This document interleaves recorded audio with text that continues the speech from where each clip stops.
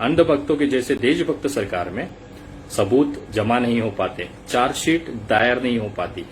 इन अंध भक्तों का खून केवल मुसलमानों के नाम पे खौलता है, उसके अलावा कोई भी मामला हो जाए इनका खून नहीं खोलता। तो ये केवल मुसलमानों को टारगेट करते हैं। मुसलमानों को इसके लिए पता नहीं ये क्यों इतना टारगेट करते हैं, मुसलमानों ने इनकी क्या मार के रखी हुई है वो आज तक पता नहीं चला कि उनको तकलीफ क्या है।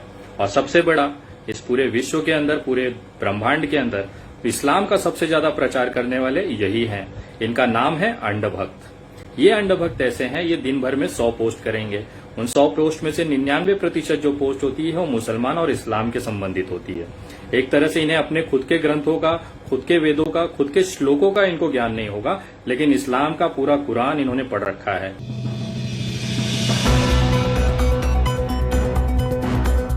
इसके लिए शायद आप लोगों की जलती है। इनको सबसे ज्यादा बुरा ये लगता है कि मैं मुसलमानों के साथ क्यों खड़ा रहता हूं। मैं आपको बताना चाहता हूं, मुसलमान इस देश का सबसे बड़ा देशभक्त, सबसे बड़ा देश को मानने वाला इंसान है। जो व्यक्ति इस जमीन पे पैदा होता है, इस जमीन को दिन भर में 5 बार इस जमीन को चूमता है, उसके साथ साथ इस जमीन के ऊपर अपनी सारी चीजें करते हैं और मरने के बाद भी ये जमीन नहीं छोड़ता, इसी जमीन में कब्र बना के उसमें दफन हो जाता है, उस व्यक्ति को हम देशद्रोही कहते हैं। ये खास तौर पे अंध भक्तों की एक जमात है। नमस्कार दोस्तों, मैं विनय दुबे मुंबई से। कैसे हो अंध भक्तों? मत बताओ कहाँ हो, पूरा देश जानता है तुम कहाँ हो। गटर तो गटर। खैर, आज एक खुशखबरी देनी थी तुम लोगों को। मैंने कुछ महीने पहले नासा को मेल किया था। अमेरिका की जो जांच एजेंसी है नासा, जो अंतर्राष्ट्रीय ख्याति प्राप्त एक संस्था है, उसको मैंने मेल किया था कि आप हमारे भारत आइए। हमारे यहाँ एक सत्यानाशा है जो केवल झांसा देता है, और उसके जो सैनिक हैं उस पर जरा आप रिसर्च करिए। आपको हमें जानना चाहते हैं वो कौन सी प्रजाति के प्राणी हैं। उन्होंने रिसर्च की, रिसर्च की रिपोर्ट आई, उसमें बताया गया है कि वो नर हैं, वो ना नर हैं ना मादा हैं, न वो तृतीय पंथी हैं, न वो मानव है, न वो जानवर हैं। वो एक नई प्रजाति है। इतना डरपोक प्रजाति है जो सोशल मीडिया पे अपनी फोटो तक लगाने से घबराता है।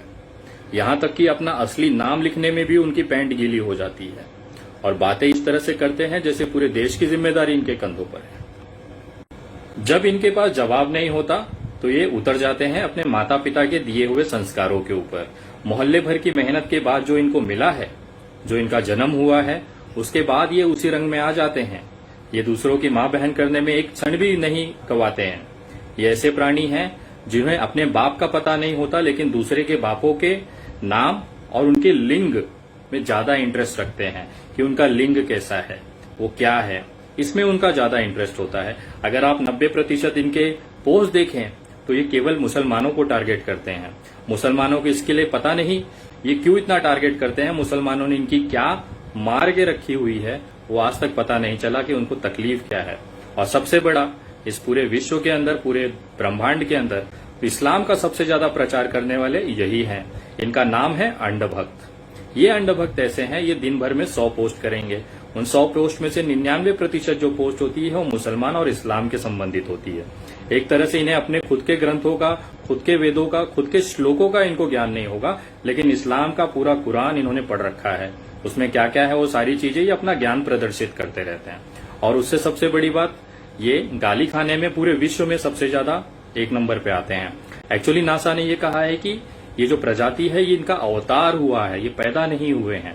ये किसी भी मनुष्य से पैदा नहीं हुए, किसी भी जानवर से पैदा नहीं हुए, ये अवतरित हुए हैं। जैसे इनके बाप अवतरित हुए थे वैसे ही ये अवतरित हुए हैं। और इनका अवतार इस कलयुग में इसीलिए हुआ है कि ये दिन भर रात भर बैठ के गालियां खाएं।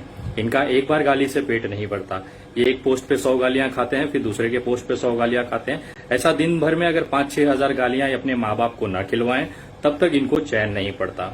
इस प्रजाति में सबसे खूबसूरत बात यह है, इतने बेशरम होते हैं, इतने निर्लज्ज होते हैं, इनको हर जगह से दुत्कारा जाता है, पिछवाड़े लात मारी जाती है, उसके बाद भी इनको तृप्ति नहीं होती।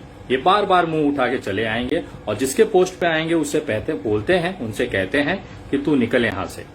ये आए हुए हैं उनके पोस्ट पे मुंह उठा के और इनको कहते हैं कि चल निकल। तो ये दुर्दशा है इनकी। इन अंध भक्तों का खून केवल मुसलमानों के नाम पे खौलता है, उसके अलावा कोई भी मामला हो जाए इनका खून नहीं खोलता। भले हमारे देश के जवान 20 शहीद हो जाएं तो भी इनका खून नहीं खोलेगा, क्योंकि जिस चाइना से हमारी लड़ाई थी वहां पे मुसलमान नहीं थे। अगर यही गलती से पाकिस्तान होता तो अभी पूरे रास्ते कैंडल मार्च, पूरे रास्ते आंदोलन, पूरे रास्ते तांडव हो रहा होता। लेकिन ये अंधभक्तों को ये नहीं पता कि एक पार्टी और एक समाज, एक समुदाय के विरोध करने से अच्छा आप देश के साथ खड़े रहते हैं। मैं आज आपको कुछ चीजें बताने जा रहा हूं जो मुझ पे आरोप लगाया जाता है कि मैं स्टंटबाज करता हूं, मैं अफवाहें फैलाता हूं, मैं केवल बड़ी बड़ी बातें करता हूं। अगर मैं स्टंटबाज होता, अगर मैं सिर्फ स्टंट करता तो उसका रिजल्ट नहीं आता, परिणाम नहीं आता। मैंने मजदूरों की आवाज उठाई, बांद्रा में मजदूरों का आंदोलन हुआ, उसके बाद तुम्हारे जो दिल्ली के बाप बैठे हैं उनको झुकना पड़ा। ये स्टंटबाज का रिजल्ट था कि उनको ट्रेनें और बसें चलानी पड़ी। ये मेरी हैसियत है। मैं स्टंटबाजी करता हूं तो तुम्हारे पिछवाड़े लाल होता है और तुम्हें झुकना पड़ता है। ये रिजल्ट होता है। इसकी वजह से आज पब्लिक का सपोर्ट है, इसकी वजह से आज मजदूरों का सपोर्ट है। पूरे भारत में एक बहुत बड़ी तादाद समर्थन में मुझे मिलती है। उसका नतीजा है फेसबुक पे आज 1,25,000 फॉलोअर्स केवल 10 दिन में पूरे हुए हैं। मैं किसी व्यक्ति, किसी इंस्टीट्यूशन, किसी संस्था, किसी राजनीतिक दल को खुश करने के लिए या उनको सेटिस्फाई करने के लिए काम नहीं करता हूं। मैं काम करता हूं मेरे देश के हित के लिए। मैं काम करता हूं मेरे इंसानियत, भारतीय एकता, अखंडता को बचाने के लिए। इसके लिए शायद आप लोगों की जलती है।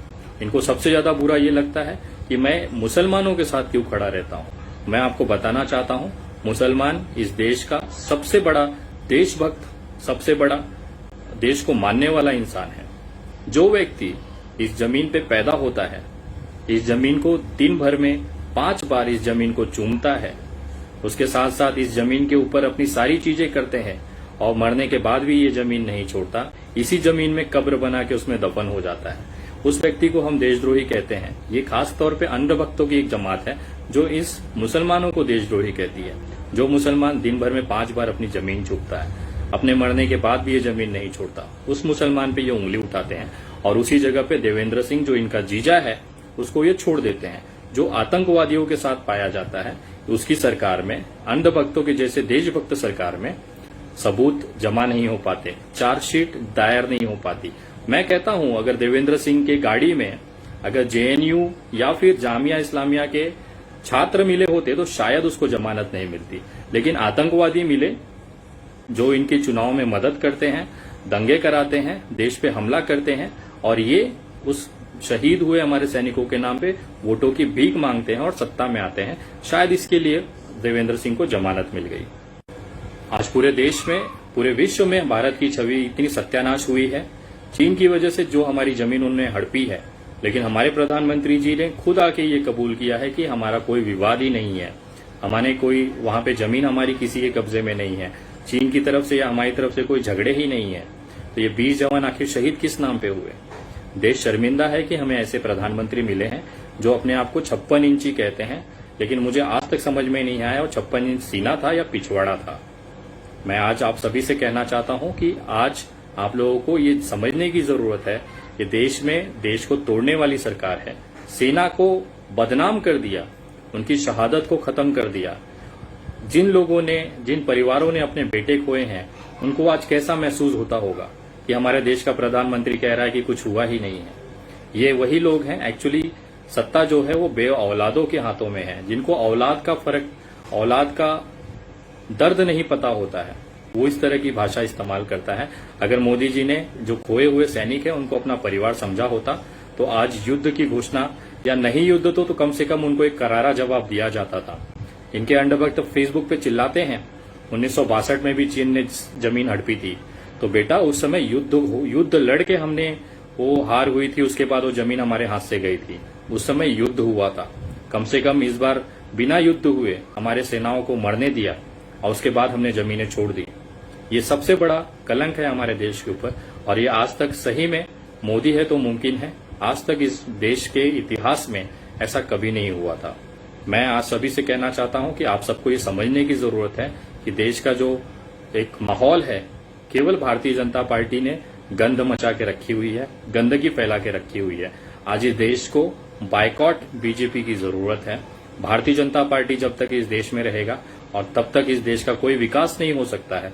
मजदूरी, आज महंगाई इस लेवल पे है कि आप कुछ खरीद नहीं सकते हो, लोगों के जेबों में पैसे नहीं है, और हम बनेंगे विश्व गुरु। वो विश्व गुरु जिसको नेपाल भी आके पिछवाड़े गोली मार के चला जाता है। नेपाल हमारा भाई था, चीन हमारा भाई था, उनके साथ हमारे संबंध खराब करने वाले भारतीय जनता पार्टी। आज विश्व के अंदर हमें हंसते हैं हम पे लोग। एक इंडियन बोलने के बाद, भारतीय बोलने के बाद लोग हंसते हैं हम पे कि हमने किस बेवकूफों को सत्ता दे दी है। आज वो हमें बोलते हैं कि इस तरह से हमें बेइज्जत होना पड़ रहा है इस पूरे विश्व के सामने। देश के अंदर तो हालात है ही हैं, आम जनता मर रही है, सरकार जो करोड़ों अरबों रुपया है वो उद्योगपतियों को भेज रही है। ये सारी दिक्कतें हैं हमारे देश में। आज कोई खास विषय नहीं था। जाते जाते केवल इतना कहना चाहूंगा कि मैं नरेंद्र मोदी से नहीं डरता हूं, मैं उनके किसी मुख्यमंत्री से नहीं डरता हूं। मेरा जो आप बिगाड़ सकते हैं बिगाड़ लें, मेरी आवाज इसी तरह से चलती रहेगी और इन अंध भक्तों का मैं तबीयत से बजाता रहूंगा। आज मुझे भारत के संविधान पे विश्वास है और इसी संविधान ने मुझे ये अधिकार दिया है कि मैं अपनी बात रख सकता हूं डंके की चोट पर। आज इस समय लाशों के ढेर लगे हुए हैं, सारी चीजें अपनी जगह हैं। आज मैं आप लोगों से एक निवेदन करना चाहता हूं कि इन जो लोगों के घरों में मृत्यु हो रही है, देहांत हो रही है, उन लोगों के परिवार को संभालने की हमारी जिम्मेदारी है। एक मुहिम मैंने चलाई है मुंबई के अंदर। अगर आप लोग भी इस मुहिम का हिस्सा बनना चाहते हैं, उनके घर राशन, उनके घर भोजन और उन लाशों के अंतिम संस्कार में अगर आप भी मदद करना चाहते हैं तो आप मुझे मदद भेज सकते हैं। जिस तरह से दिल्ली दंगों में आप लोगों ने मदद किया था, अपेक्षा करता हूं वापस से एक बार आप लोगों की जरूरत है। आप पेटीएम, गूगल पे, फोन पे पे भी ये चीजें भेज सकते हैं मदद, जो भी हो स्वेच्छा से। कोई जरूरत नहीं है कि बड़ा अमाउंट हो, 1 रुपया भी अगर है तो इस समय उन लोगों के लिए संजीवनी बूटी है, उन लोगों के लिए जीवन दान है जिनके पास कुछ भी नहीं है। तो आप पेटीएम, गूगल पे, फोन पे भी कर सकते हैं। नंबर है 9594394948। मैं नंबर वापस बोलता हूं 9594394948। आप इस पे यूपीआई भी कर सकते हैं। आप लोगों से सहयोग आ रहा है, उनसे जरूरतमंदों की मदद हो रही है, वो चीजें मैं आप लोगों को अपडेट करते रहूंगा।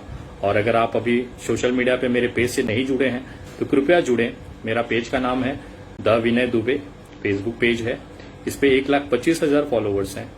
मैं ट्विटर पे भी आप जुड़ सकते हैं। मेरा ट्विटर हैंडल है @the_Vinay Dubey, VINAYDUBEY। आप मुझे इंस्टाग्राम पे भी जुड़ सकते हैं। मेरा इंस्टाग्राम आईडी है विनय दुबे इंडिया। तो आप इससे जुड़ें, वीडियो ज्यादा से ज्यादा लोगों तक पहुंचाएं। देश की असलियत बताना जरूरी है और जिनके आवाज में दम है वो आवाज उठाएं। इस देश को इस समय भाजपा जो बर्बाद कर रही है उससे बचाने की जरूरत है। जय हिंद, जय महाराष्ट्र। एलईडी से प्रचार कर रहे हो बेटा, चीनी एलईडी से प्रचार कर रहे हो? हाँ, सामने जाके देखो कौन सी एलईडी मुंह पे छप जाएगी तुम्हारी अम्मा पहचान नहीं पाएगी जो तुमको जन्म दी है।